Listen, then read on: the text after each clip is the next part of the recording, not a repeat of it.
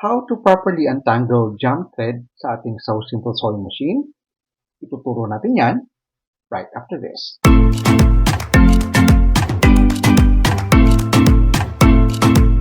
Like and subscribe! Bago tayo pumunta sa pinaka-main topic natin today, gusto ko lang i-introduce sa inyo na lahat ng troubleshooting titles and links ng ating video na nasa channel ay nasa description box. Now, kung yung video na pinapanood ninyo ay hindi sinasagot yung tanong ninyo or mali yung video na pinapanood ninyo, ang gagawin nyo lang, hanapin ang description box, ito yon, hanapin ang more, i-click, hanapin ang isa pang more, i-click, at nandito lahat ang title at links. Yung may icon ng YouTube, yan yung link. So, naka-segment yung ating listahan according sa topic. Merong pang So Simple Sewing Machine Troubleshooting. Meron pang Mini Sewing Machine Troubleshooting. All about needles. All about thread. Cleaning. Other troubleshooting guides. Other sewing tips. So, maigi na pumunta ng description box if in case, again, mali yung video na pinapanood ninyo. Alright? So, panoorin natin yung video. So, ayan. Sinusubukan niyang tanggalin yung sinulid. Apparently, hindi niya natatanggal dahil matigas. So, ayan yung itsura sa loob. Yan yung rotary hook. Nakapulupot yung sinulid. And then, ayan. Hindi na naikot. Okay. Ang video ay padala ni Marian Lalon or Marian Lalon. Alright? So, meron tayo dito. So, sinadya kong i-jump yung sinulid para maipakita ko sa inyo kung paano tanggalin. So, paano ginawa?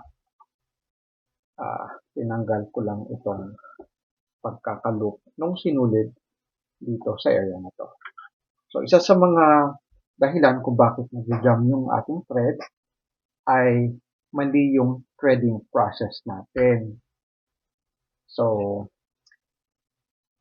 ang gagawin natin is of course, taas yung lever, tatanggalin natin itong ating pressure foot.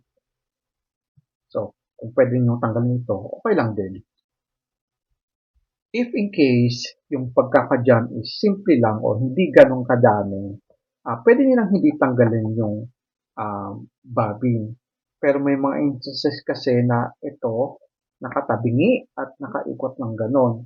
So, ang magandang gawin, putulin nyo na yung sinulid para tanggalin yung bobbin. Pero kung ganito lang naman, isa, dalawa, or konti lang yung nag-jam na thread, pwede nyo nang hindi tanggalin.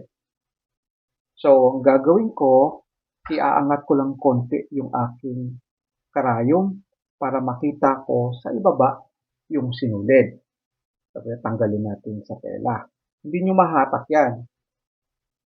By principle kasi, ang nangyayari sa loob kapag nag-jam yung ating makina, parang nakaganon, nakapulupot somewhere, usually sa rotary hook. So, pag hinatak mo yan, hindi natatanggal. So, ang gagawin natin, silipin natin sa ibaba, huwag hatakin, okay? Kasi may mga instances na sabi nila, sir, nag-jam na yung sinulid, tapos hinatak ko, tapos hindi nagkaka-issue na doon sa timing ng karayom at saka ng rotary hook. So, again, be careful, huwag hatakin. Ang gagawin natin, kuha kayo ng gunting na maliit, o kung may ganito kayo, gamitin nyo. So, puputulin lang natin yung sinulid, o gugupitin natin yung sinulid sa ibaba. Ayan. And then, tanggalin na to. Huwag natin hatakin ng sabay-sabay yung sinulid. Kung gagawin natin, kung may tiyanin kayo, much better. Hatakin natin yung sinulid ng paisa-isa. Yan. So, kung ito umiikot, ito yung nanggaling dito sa bobbin. So, hatakin natin ng paisa-isa. So, ayan. Malambot na siyang makuha. Tapos, iikot na siya.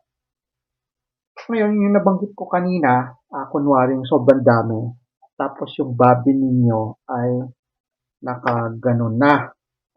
Same thing, gamit kayo nito, dukutin nyo sa loob yung sinulid na nagja-jam.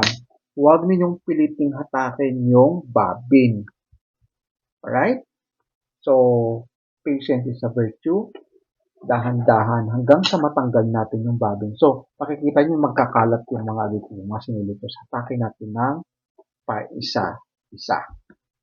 Right? So, ngayon, naantanggal na natin yung sinulid.